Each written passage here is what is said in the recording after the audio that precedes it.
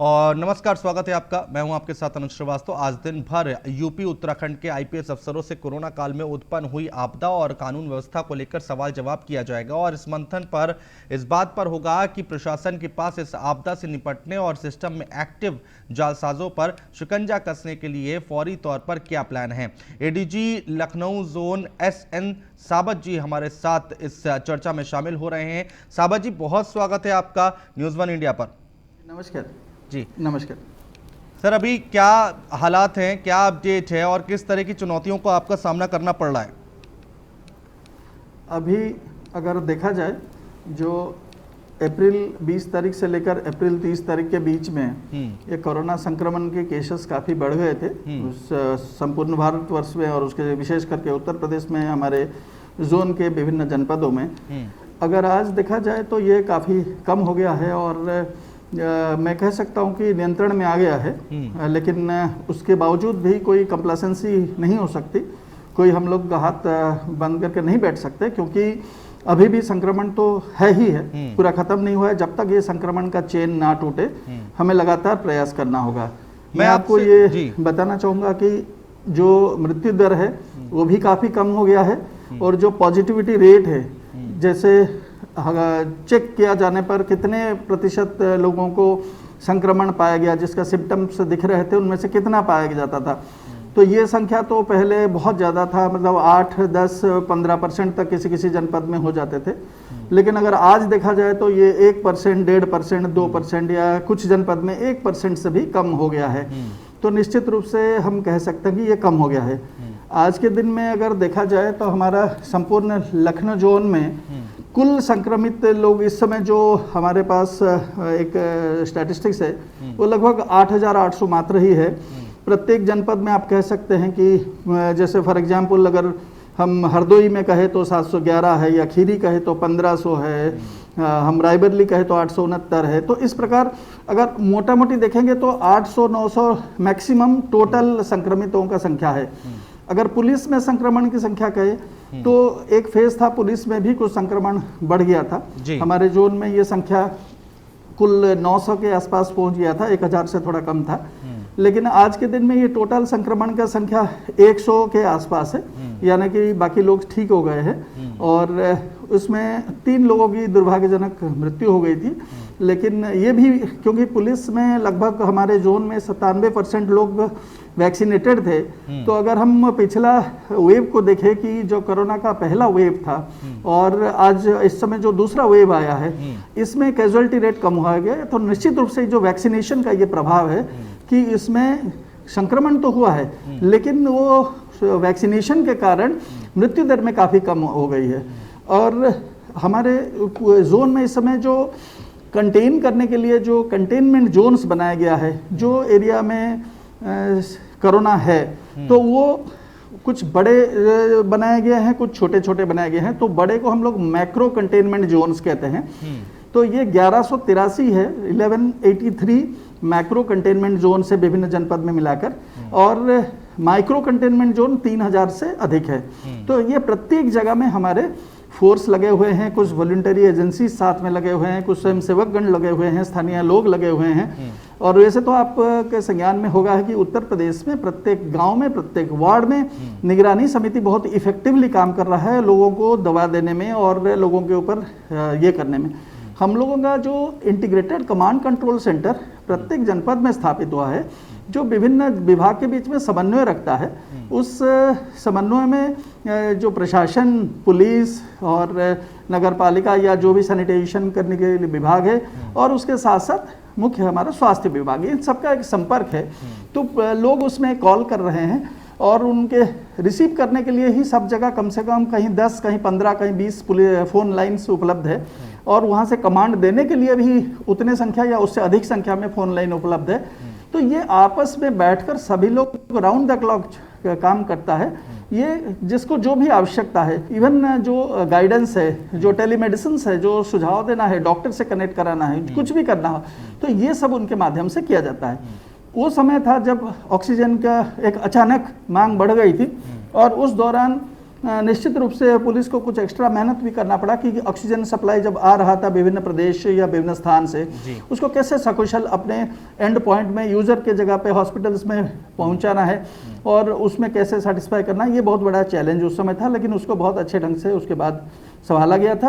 और जो ट्रेन्स के माध्यम से आ रहे थे ऑक्सीजन या इवन एयर लिफ्टेड होके भी आ रहे थे, उसके बाद ट्रक्स में जा रहे थे, डिस्ट्रीब्यूशन सेंटर में जा रहे थे, वहाँ भी लॉ एंड ऑर्डर रखना, ये करना, लोगों को सेटिस्फाई करना बहुत इंपॉर्टेंट मुद्दा उस समय था। लेकिन वो सब खत्म हो गया है, अभी उस प्रकार कोई किल्लत कहीं नहीं है। अगर हम जीवन रक्षा दवा की देखें, जीवन रक्षक दवा जैसे जानते हैं कि एक समय था जो बहुत मांग आ गई थी रेमडेसिविर की या इस प्रकार अन्य कोई फेविफ्लू या अन्य जो भी दवाई है, तो उसी समय भी एक बड़ा चैलेंज था और जो होर्डिंग कर रहे थे उनके विरुद्ध कार्रवाई की गई और जो ऑक्सीजन सिलेंडर को ब्लैक मार्केटिंग कर रहे थे उनके खिलाफ भी कार्रवाई की गई, एनफोर्समेंट भी कार्रवाई चलती रही और डिस्ट्रीब्यूशन सिस्टम जैसे सुधारा गया। तो ये सबका यही फल है कि धीरे धीरे जो है ये कोरोना अभी कंट्रोल में आया है और एक जो कोरोना कर्फ्यू लगाया गया है, हाँ। उससे वो चेन ब्रेक होने में काफ़ी हद तक उसमें हम लोग सक्सेसफुल हुए हैं कि अगर पूरे ओवरऑल सिचुएशन पे देखें तो मुझे लगता है कि हम 100 से अभी जो है लगभग 20 या 25 के स्तर पर आ गए हैं, तो इतना उसमें काफ़ी कमी है। आपने एक बात और बहुत सही कही कि अभी चुनौती खत्म नहीं हुई है, आगे आने वाला वक्त आगे क्या होगा किसी ने नहीं जाना। ब्लैक फंगस हमारे सामने बड़ी चुनौती बनकर खड़ा हुआ है साबत जी। आगे आने वाले वक्त में और कितनी कठिनाइयां हमें देखने को मिल सकती हैं वो बहुत बड़ी बात है। जो गांव हैं वहां पर जो लोग नहीं पहुंच पा रहे हैं या सुविधा नहीं पहुंच पा रही है, ये अपने आप में एक बहुत बड़ी चुनौती आपको लगता है? ये जी, दो चीज मैं बताना चाहूंगा। पिछले कोरोना के वेव में जब फर्स्ट सर्ज था पिछले वर्ष, उस समय हमारा माइग्रेशंस बहुत ज़्यादा था। अचानक बड़े संख्या में लोग बॉम्बे से अथवा गुजरात से या अन्य प्रदेशों से जो कामगार प्रवासी श्रमिक है वो काफ़ी संख्या में आ गए थे, जिसके वजह से अचानक वो उसमें ग्राम बढ़ा था। इस बार ये जो इन्फ्लक्स है ये बहुत उतना स्तर का नहीं था, ये काफ़ी कम रहा। और अगर पिछले वर्ष के हिसाब से देखें तो लोगों की जागरूकता का जो स्तर है वो काफ़ी ज़्यादा था। पिछले वर्ष तो लोग ये सोच रहे थे कि ग्रामांचल में ये कभी होगा नहीं, ये सिर्फ कामगार श्रमिकों के चलते हुआ है। अभी जब कम्युनिटी ट्रांसमिशन की बात आई तो आप अभी देखेंगे कि अभी गाँव में भी अगर जाएंगे आप, अधिकांश लोग आपको बिना बताए मास्क पहन रहे हैं और सही ढंग से पहन रहे हैं। ये आप निश्चित रूप से मैं बताना चाहूँगा आपको। उत्तर प्रदेश में हम लोग कई गाँव में पिछले दिनों में जाना पड़ा तो हमने देखा कि लगभग सभी लोग मास्क धारण कर रहे हैं। ये बहुत अच्छी चीज़ है। उसका रीज़न ये है कि लोगों को ये समझ में आ चुका है कि ये मास्क धारण करना बहुत आवश्यक है और उस दिशा में जो हमारा प्रशासन और पुलिस और जो अन्य एजेंसीज, जो स्वयंसेवी संस्थाएं हैं, सभी लोगों ने प्रयास किया। आपके चैनल्स के माध्यम से बार बार 1 साल से बताया जा रहा है कि मास्क धारण करना बहुत ही आवश्यक है, दूरी बनाए रखना है। ये सब लोगों के ये में धीरे धीरे लाइफस्टाइल में परिवर्तन हो गया है लोगों का, और इसमें और कोई क्वेश्चन ज़्यादा करना नहीं पड़ता है। हो सकता है कि उसमें से 1-2%, 5% लोग अभी भी उसको वायलेट करते हैं और जिनके खिलाफ कार्रवाई भी होता है। इस महीने भी हम लोगों ने लगभग 3300 लोगों के मास्क के विरुद्ध किया है। लेकिन अगर ये संख्या पिछले कोरोना के ये देखें कंपैरिजन में तो वहाँ तो लाखों की संख्या में हम लोगों ने चालान किया था। हम लोग इस जोन में लगभग 8,70,000 लोगों का चालान किया था। तो ये संख्या काफ़ी कम हो गया है, तो ये बहुत पॉजिटिव इंडिकेशन है। और उसके साथ जो खत्म तो नहीं हुआ इसीलिए कि ब्लैक फंगस का भी एक खतरा आ गया है, जिसके लिए बहुत ही हमारे पूरे हेल्थ डिपार्टमेंट लगे हुए हैं, हमारे डॉक्टर्स कम्युनिटी बहुत सीरियसली इसको ले रहे हैं। लोग भी धीरे धीरे इसमें एजुकेट हो रहे हैं कि इससे prevention is better than cure, कि किस ढंग से हम लोगों अपने आप को बचाना है। और होने के बाद निश्चित रूप से ये सब सांघातिक है और बहुत भयंकर बीमारी होती है, तो इससे हमें बचाव करना बहुत ही आवश्यक है, जिसके लिए सैनिटाइजेशन, दूरी रखना, मास्क ये करना ये बहुत आवश्यक है। तो मैं इस ये के साथ आपसे बताना चाहूँगा कि इस समय भी जो पुलिस की आवश्यकता होती है, पुलिस के द्वारा जैसे कहीं ज़रूरत पड़ता है तो हॉस्पिटल शिफ्टिंग में हम लोग ट्रैफिक का क्लियरेंस करा देते हैं, ग्रीन चैनल बनाते हैं एम्बुलेंसेस के लिए। तो कई सारा जो भी पुलिस के तरफ से रोल हो सकता है, जो कंटेनमेंट जोन है उसमें जाना तो प्रतिबंधित है, लेकिन अत्यावश्यक सेवा किस प्रकार बाधित ना हो, आपूर्ति वहाँ पे बराबर रहे, वहाँ पे स्वास्थ्य सेवा वाले आराम से जाएं, उनको कोई खतरा ना हो, ये सभी चीज पुलिस को करनी पड़ती है। सावत जी, आपको लगता है ना कि समय हमें हमेशा कुछ ना कुछ नया सिखाता है? जब पहली वेव आई थी तो हमने कुछ सीखा, जब दूसरी वेव आई तो हमने कुछ सीखा, अब आगे तीसरी वेव की बात कही जा रही है, तो उसके लिए आपकी तरफ से कोई एक्स्ट्रा तैयारी की जाएगी क्या? कुछ नई प्लानिंग की जाएगी क्या? बिल्कुल, निश्चित रूप से अभी सेकेंड वेव में जैसे अचानक पहले वेव में कभी ये फील नहीं हुआ था कि ऑक्सीजन के लिए इतना कोई आवश्यक समस्या कभी क्रिएट हो जाएगा, क्योंकि सभी हॉस्पिटल्स का अपना अपना व्यवस्था था और वो सामान्य रूप से ठीक से चल रहा था।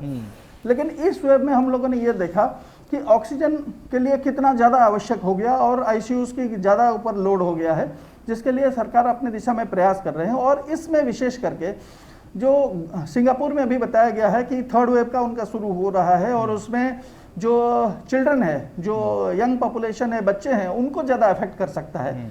तो ये इस दिशा में सरकार की तरफ से काफ़ी प्रयास ऑलरेडी किया जा रहा है। माननीय मुख्यमंत्री के निर्देश में हम लोग हर मीटिंग में इसको चर्चा किया जाता है कि कैसे प्रदेश में थर्ड वेव को टैकल करना है। उसकी तैयारी अभी से हमारा होना चाहिए, हमें वेट करने की आवश्यकता नहीं है ना।